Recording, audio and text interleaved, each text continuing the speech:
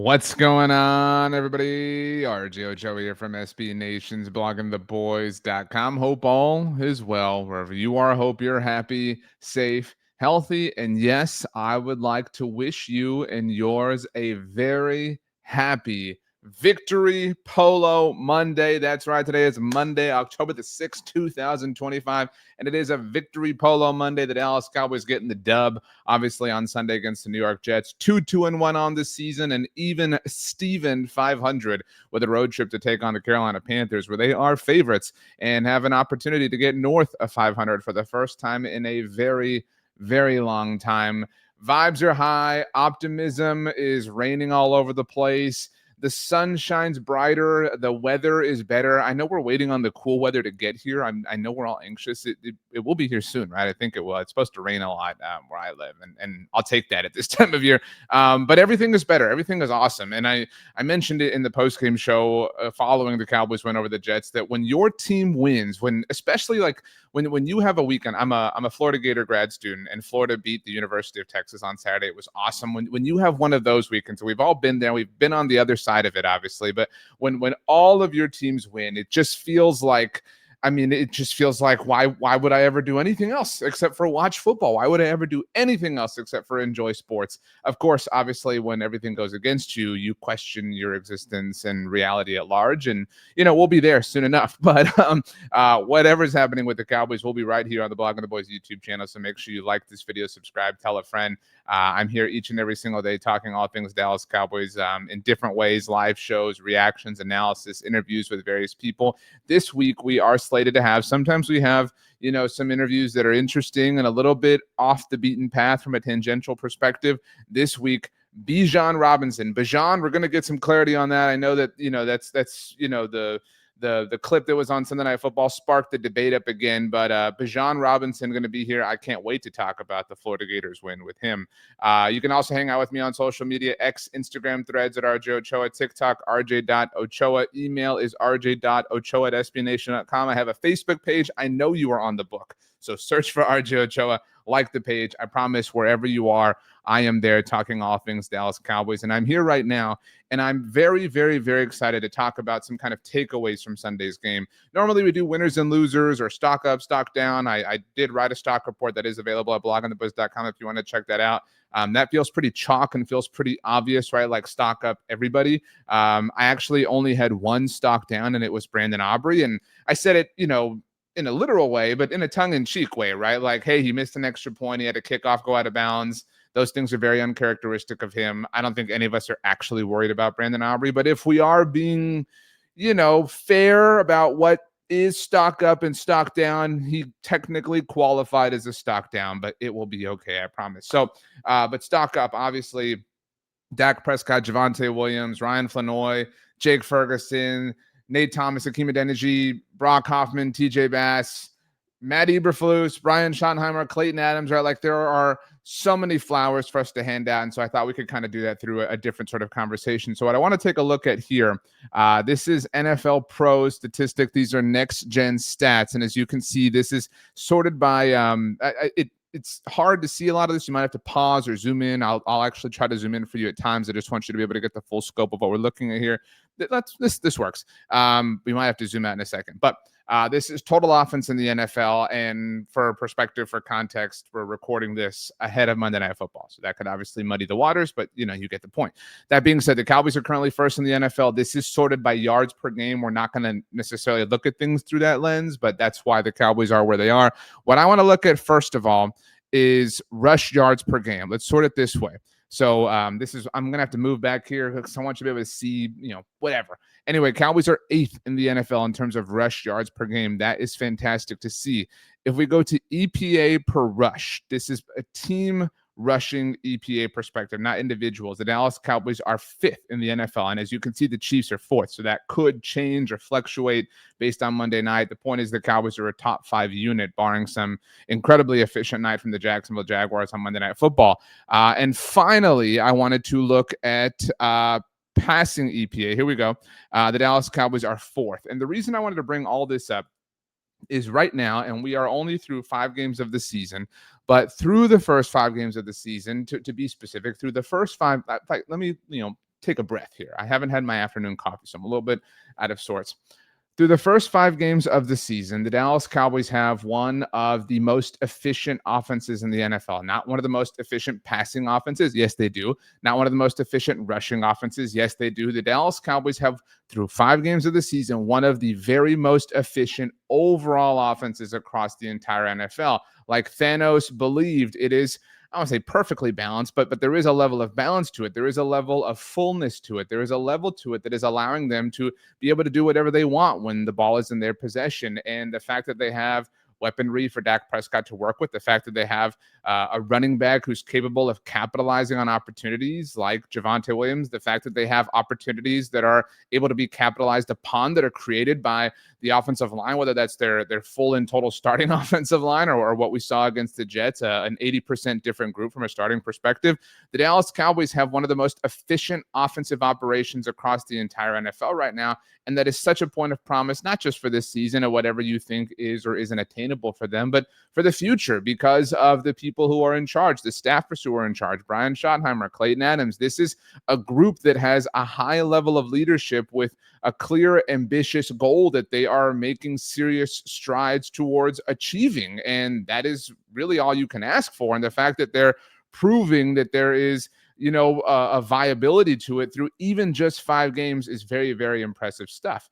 And I think that the Clayton Adams thing is really starting to pick up momentum, really starting to pick up chatter, really starting to kind of soon enough we'll hear his name kind of on a national broadcast, right? This week the Cowboys are playing the noon game, but next week they'll probably draw the afternoon crew from Fox, America's Game of the Week.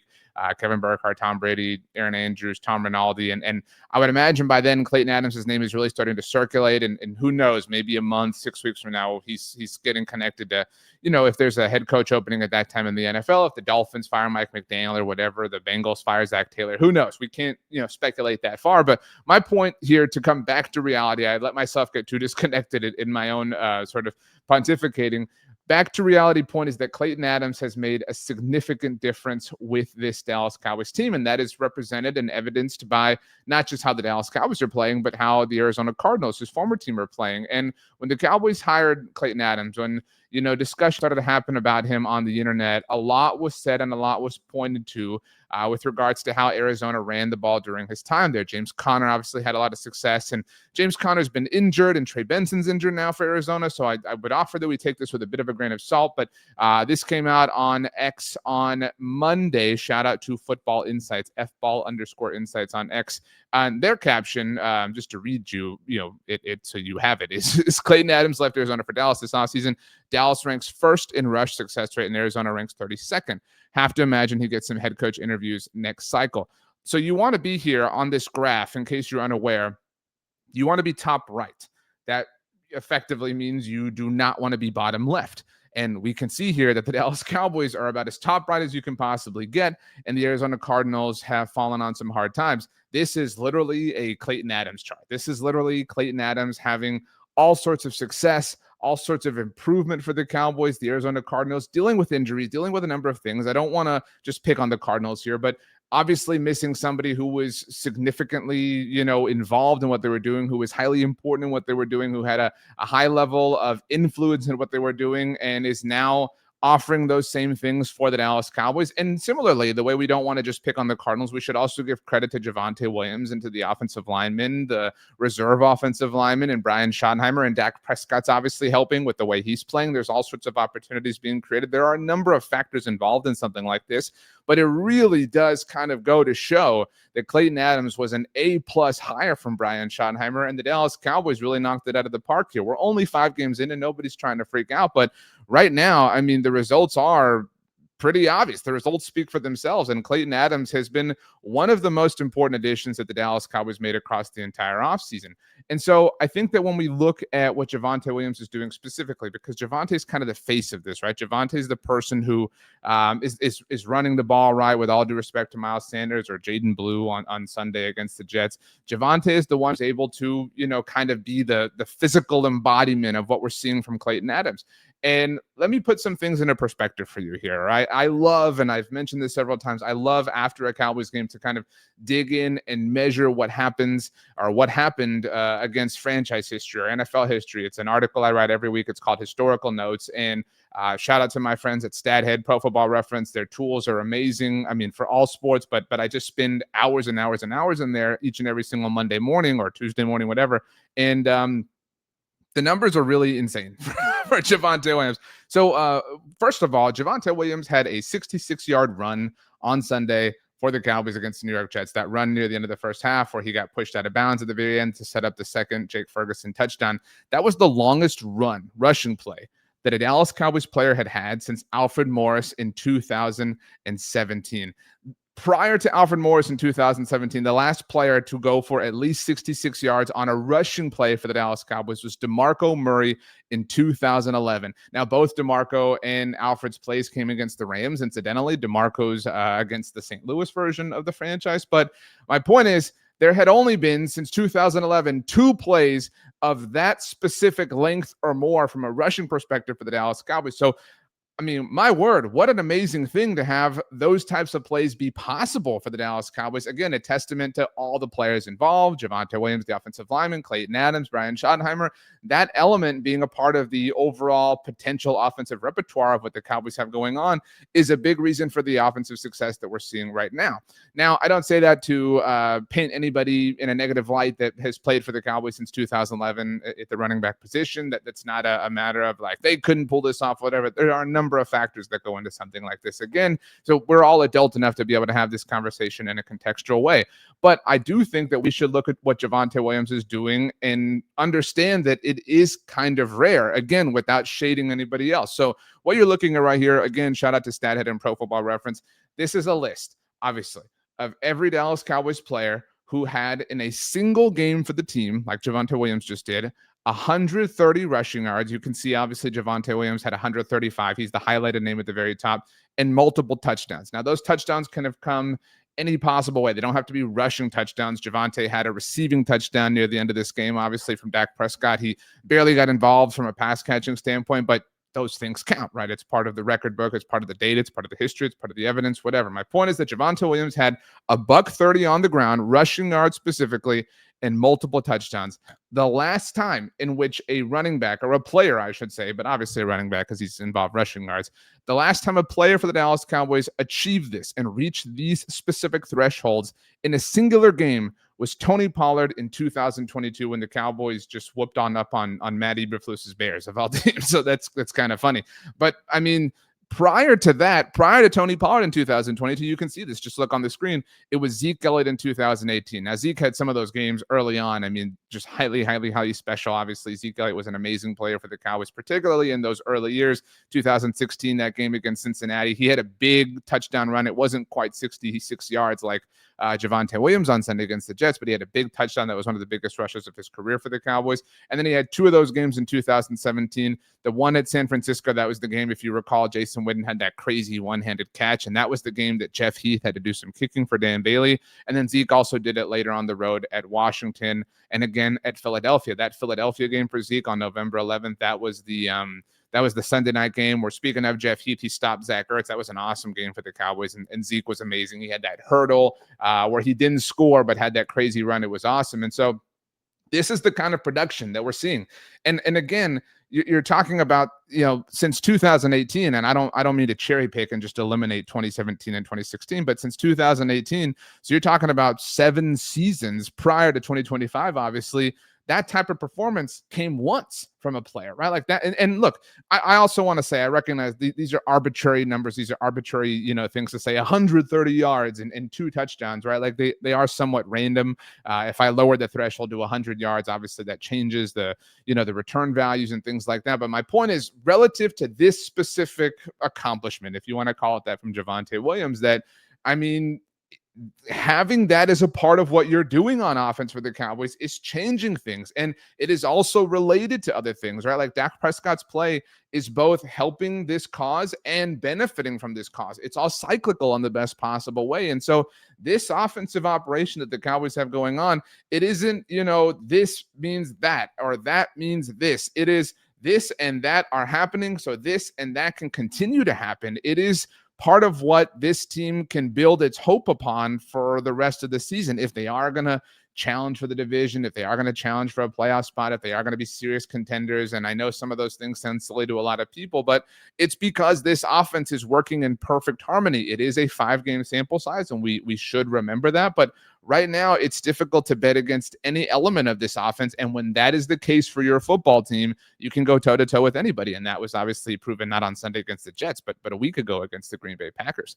So, yeah, I mean, like, what is happening here isn't a figment of your imagination or some sort of cope or some sort of hopium or whatever, or, oh, it was just the Jets and Cowboys fans are freaking out. No, nobody's saying that. What we're saying is that objectively, this is one of the most consistent, one of the most successful offenses in the NFL. And if you have that working for you, then yeah, I mean, you stand a chance to win a lot of football games. You also stand a chance to accomplish some serious things, and that involves individual things. I recognize that individual awards are not our priority here, but I do think this is an interesting conversation. I'm anxious to have it with BLG during Tuesday's NFC East mixtape. We'll go live at 11 a.m. Central Standard Time. What you're looking at right now, and this is as of Monday afternoon. Again, these things are always subject to change. These are odds to win NFL MVP over at FanDuel Sportsbook, our preferred betting partner at SB Nation. These have changed actually just a little bit since I tweeted them about an hour before starting this recording. If you're new to this, and this information, I think, is helpful information. I know some people don't care about betting, but if you're new to this, what this means, Josh Allen is the favorite at the moment to win MVP. He is plus 135. So that means if you were to bet $100, you would profit $135. Patrick Mahomes would yield a profit of $470. Obviously, if the player in question were to win. So you can discern from that information that Josh Allen has the best odds to win MVP at the moment. Patrick Mahomes the second best, Jordan Love the third, so on and so forth. So right now, odds makers believe that Josh Allen, Patrick Mahomes, Jordan Love, Baker Mayfield, Jared Goff, Matthew Stafford, and Justin Herbert. Shout out Monica Geller, of course, as always, that there are 7 players who have better odds as of Monday, October 6th to win MVP of the NFL than Dak Prescott. Look, I don't mean to do the how dare you have anybody with better odds to win this than Dak Prescott thing. I really am not upset about it, but I don't know how you can believe it's because some of this comes down to the narrative of the award. Some of this comes down to some of these players have won the award before. It's very difficult to win the award multiple times over. You have to do something to, significantly supersede what you did in the past to win the award. And so I don't think that Josh Allen would be a great bet in that regard. I don't think that Patrick Mahomes would be a great bet in that regard. I definitely think that if the Packers were to be the 1 seed, Jordan Love makes some sense. Baker Mayfield has a great story going for him, and the Buccaneers have had a lot of success. Jared Goff, I don't know how he could outdo what the Lions did last year. Again, maybe not the best bet. Matthew Stafford, Justin Herbert, I don't totally see. But if Dak Prescott were to put the Cowboys all the way on his back and continue to play the way that he's been playing, admittedly through a very small sample size of 5 games, and get them to a place where they won the NFC East or were a top seed in the conference or whatever, and we're just speculating, hypothesizing, man, that story kind of writes itself, especially given that the Cowboys traded away Micah Parsons and left them for, all this stuff and blah, blah, blah. I mean, these odds are going to change. That's really my point. If this is your thing, I would jump on this now because I really believe Dak Prescott is going to be in this mix across this season. The makeup of the Cowboys roster kind of demands that he would have to be in this mix, and we're certainly seeing that through the first 5 games of the season. So I think that Dak Prescott is far and away a logical candidate to be a top MVP candidate, maybe even the winner when it's all said and done. But I recognize that, winning MVP isn't the most important thing or a important thing for some people. It's just interesting when you consider, the things and elements that are associated with the NFL and with the overall NFL machine. But yeah, I mean, look, this has just been an awesome day. It's been a Victory Polo Monday day, and it's just, those things are amazing. And you just don't know how many you're going to get. You know what I mean? And look, I know that the Cowboys still have problems. I know they still have issues. I know you want to see it against a better team, but they have a chance this week against the Carolina Panthers now to go get to 3-2-1 and then come home, and who knows what happens. Things are going to tighten up. They've got Washington and Denver, and then they're really going to, prove these things to different people and different detractors, doubters. I don't say that to say that they're just haters, right? Like, they're going to have a chance to show how for real these things were, whether they really were sound developments, or really they really were just kind of beating up on some poor teams. We'll see, obviously, over the course of the next weeks. But it is a week-to-week league, and right now the Dallas Cowboys should have they should feel really good about themselves. They have every reason to. I hope you feel extra. I was going to say extra and excellent at the same time. I hope you feel extra excellent about yourself. I hope you had a fantastic victory Polo Monday. I hope Monday Night Football goes well for you, and I can't wait to hang out with you all live on the NFC's mixtape on Tuesday with BLG. Once again, if you want to hang out with me on social media, Instagram threads at RJ Ochoa, TikTok is RJ.Ochoa, email RJ.Ochoa@SBNation.com. You can always leave a comment down below, and I will get to those as well. Speaking of down below, the links to all my social profiles are in the description down below, including to my Facebook page, which has been popping lately. Like I said, I know a lot of you are on the book, so hit me up over there. Yeah, like the video, subscribe, tell a friend, and make sure you have the greatest day of all time. You know why? Because you deserve it. Thanks so much for hanging out, everybody. We will see you next time, and go Cowboys.